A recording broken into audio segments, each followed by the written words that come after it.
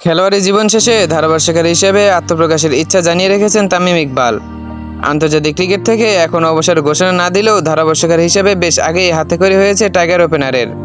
ভারতের বিপক্ষে বাংলাদেশের হাই ভোল্টেজ টেস্টের প্রথম দিনে ধারাভাষ্য কক্ষে উপস্থিত তামিমও তার ধারাভাষ্যে উঠে এলো সতীর্থদের কথাও।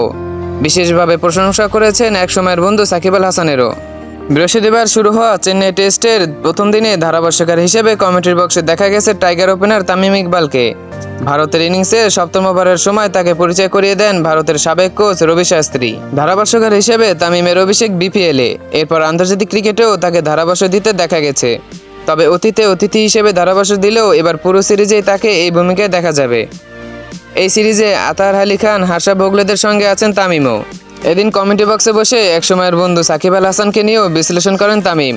সাকিবের ব্যাপারে হার্ষা ভোগলের এক প্রশ্নের জবাবে তামিম বলেন, আমি স্যারের হয়ে তার কাউন্টি চ্যাম্পিয়নশিপে খেলার সময় ভিডিও এবং হাইলাইটস দেখেছি।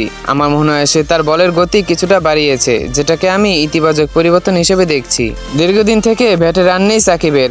কাউন্টি ক্রিকেটে বল হাতে ভালো করলেও ব্যাটে রান পাননি।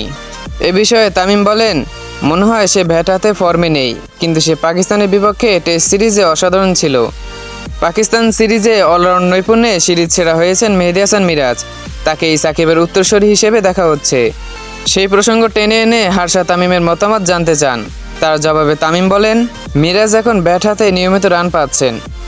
পেস বলে স্বচ্ছন্দ, স্পিন বেশ ভালো খেলেন। সাকিব যেহেতু ব্যাট হাতে সংগ্রাম করছেন, মিরাজকে ব্যাটিং অর্ডারে প্রমোশন দিয়ে দেখার পরামর্শ দিচ্ছেন তামিম।